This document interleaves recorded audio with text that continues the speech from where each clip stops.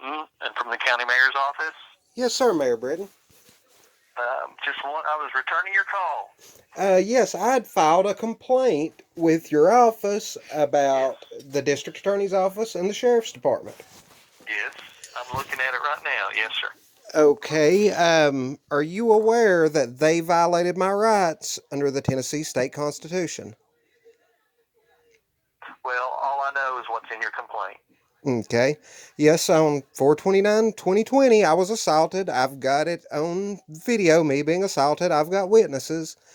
Officers came down here, they cited her into court, and I never heard anything about it ever again. Never got to seek restitution for my glasses that the woman broke.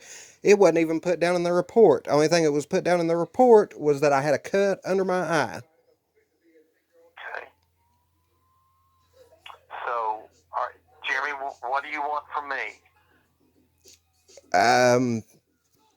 I would hope that the mayor would try and do something about this. Well, see, I don't have any authority over the sheriff's department or over the DA or, like the DA is a state office. The sheriff's department, the way county government is structured is the sheriff is over the sheriff's department and I don't have any authority over them. Like if I wanted, if I disagreed with the sheriff on an issue and thought an employee needed to be reprimanded or something like that, I have no authority to do that.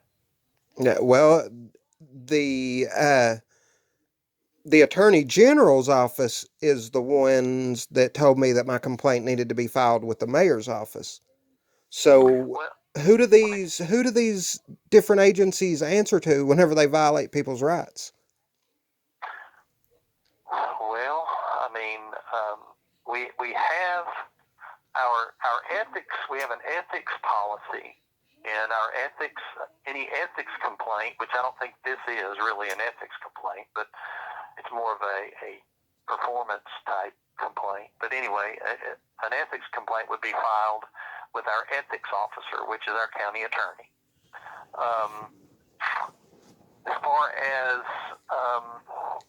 a claim, let's say, of somebody not doing their job, then that would go to the department head, which in this case would be the sheriff.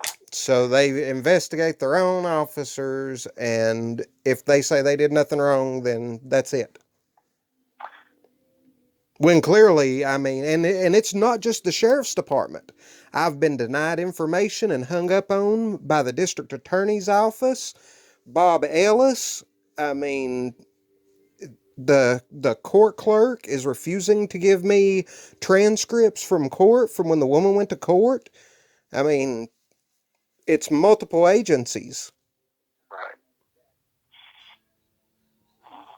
Well, I don't know what the policies are of the DA's office, nor the clerk's office. Whether you have to have an attorney. On a legal matter like this, lots of times the courts require an individual to be represented by an attorney. So basically, if the individual doesn't have the money for an attorney, his constitutional rights just don't matter. Well, now, I didn't say that. Well, I mean, that's what it's looking like. I mean, it's funny, they can drag me into court with no evidence, but whenever they clearly violate people's rights and neglect their jobs and basically just do what they want to do, then there's no accountability on their end. See, that's up to the department head. As far as... So the department head gets to decide if it's okay to violate people's rights? I mean, Mayor Brittain, this is... I mean, it's kind of baffling, and the only way that I've even been able to get responses is by blasting them on social media.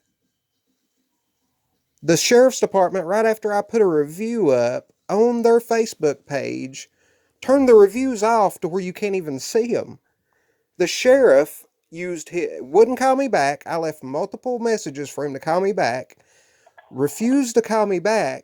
And then whenever I reached out to him on his Facebook, Then he decided to use his personal Facebook in his official capacity and then block me, which is a violation of federal law.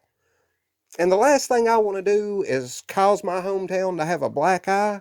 But if this can't be taken care of on the local level, it's going to go to the media. It's going to go to the state level. And if the governor or my elected representatives just want to sweep this under the rug, then it'll go to the national level. I mean, it's ridiculous, Mayor Brittain. Well, if all right, let's break this down a little bit. All right, so do you feel? Let's see if do you feel your constitutional rights were violated when what? Tell me. When Article 1, Section 35 of the Tennessee State Constitution is what was ratified as victims' rights. Okay. It states, I have the right to be part of the prosecution. I have the right to be free from harassment and intimidation throughout the process. I have the right to seek restitution, amongst other rights. None of that was ever done. I was never contacted again. They charged her with the lowest crime that they could, and then just swept it under the rug. I was never subpoenaed to court. I was never informed of the court dates. Never contacted again. When the officers left my driveway that day, after he saw the video evidence, and it wasn't just a simple assault, she punched me in the face, broke my glasses, then picked up a concrete rake and was threatening me and 2 other people with it, then committed domestic violence on video. And they charged her with a simple assault, put her through 3 court dates without the victim being present, and then expunged her record. All without me ever being involved. Have you researched, I don't know this answer, that's why I'm asking you. Have you researched whether there is, at the state level, a victims' rights office or something like that you could appeal to? No, because the state only takes care of its interest. It doesn't, there has to be outside agencies that have no power that try and help victims. And even they'll tell you, it's hard to even though it's written in the Constitution and it's a clear constitutional violation, it's hard to even get anything done about it. It has to make either state or national news before any of these states want to say, well, yeah, we messed up. I gotcha. And I really don't want that, because Hamblen County's got enough on its plate right now with the lawsuits over the jail and over the bond practices. I mean, we just had the General Sessions judge stand right in the city council meeting and admit to violating people's constitutional rights. I mean, I would think that our elected officials would try and rectify the problems that we have going on right now.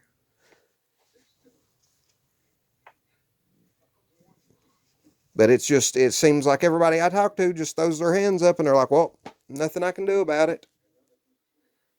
Jeremy, honestly though, if, and this is one of the weak parts of the way county government is structured, is that each elected official has their area of responsibility, and that's who's responsible. Okay, but charges can also be filed by the district attorney's office whenever officers negligently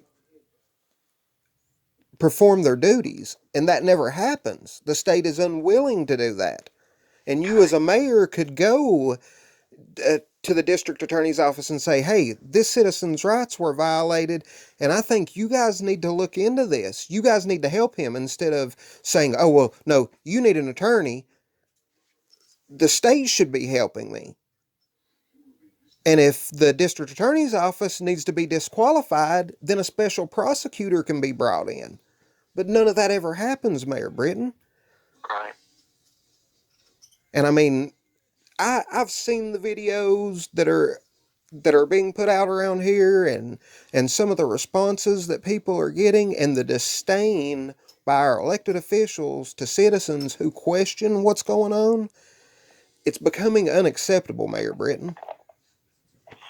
Well, Jeremy, my thought to you is just, be careful who you listen to, and make sure you get the right information. Oh, I've got the right information. I've spent months digging through case law and through our laws, because you can't depend on our elected officials to make sure that those rights are upheld.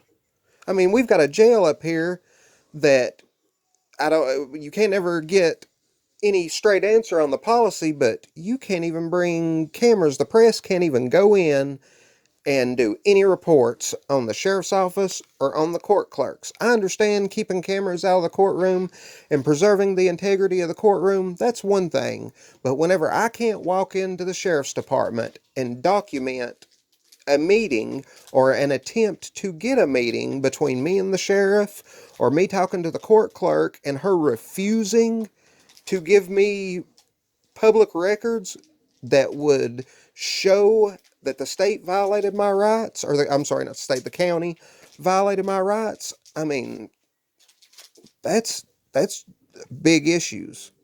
And I mean, it's changing in other places, but it seems like Morristown doesn't want to come into the new age and get rid of the good old boy system. I mean, it's not right, Mayor Brittain. Okay. All right. So what are you asking me to do, Jeremy? I'm asking you as a mayor to help sort this situation out and address it. I mean, whenever you guys have city council meetings, you could say, listen, the sheriff's department has clearly violated one of the citizens' rights, and we have other officials that are refusing this man the information that he's entitled to as a victim. I mean, you could stand up and say, listen, this has got to change. We're here to serve the public, not just run them over and keep going. It's not right. Okay. Well, without all the facts, I can't do that. Well, would you I like would to have meet with me? Would you like to meet with me? And I'll bring you the recordings, and I'll bring you the video of the woman assaulting me, and then you can look it over, and then if you want me to give you copies of it, I'll give you copies of it, so you can take it right to the city council meeting, and you can play it and say this is unacceptable. No, I wouldn't take it to the commission. That's not the way to do it. Okay. So first it was you didn't have the information. That's not the way to get things done, Jeremy, is to do that kind of thing. So in the public meetings, the only time that we have recourse, that's not the time to do it? No. The best way to get if by doing that in public and ridiculing and embarrassing one of your colleagues is not the way to get things done. Do you know how embarrassing it was for me to be assaulted right in front of my home, and the people that swore an oath to the Constitution unwilling to uphold what they swore to? Do you know how embarrassing that was to me, Mr. Brittain? Do you know how that makes me feel in my own home, in the town that I was born and raised in? Right. I have anxiety issues. I have PTSD from dealing with this. So next time, before you say ridiculing somebody that chose that, not somebody that didn't choose to get assaulted and the system fail them, somebody that chose that job, and you're gonna say embarrassing them in a city council meeting's not the way. Mayor Brittain, I think you have your priorities very, very backwards. And I'm going to be, since you told me that Chris Capps will handle an ethics complaint, I'll go. Do I need to give that to your department, or do I need to take that straight to Chris Capps' office? No, what you left here, and we've got it stamped when we received it and everything. We'll forward it on to him. Well, you do that, Mayor Brittain. I'm sorry you feel the way you do, and I'm sorry that you choose to uphold people that get elected over citizens of your county. But we'll just add this to the list, Mayor Brittain. All right, sir. You have a blessed day, sir. Thank you. Thank you.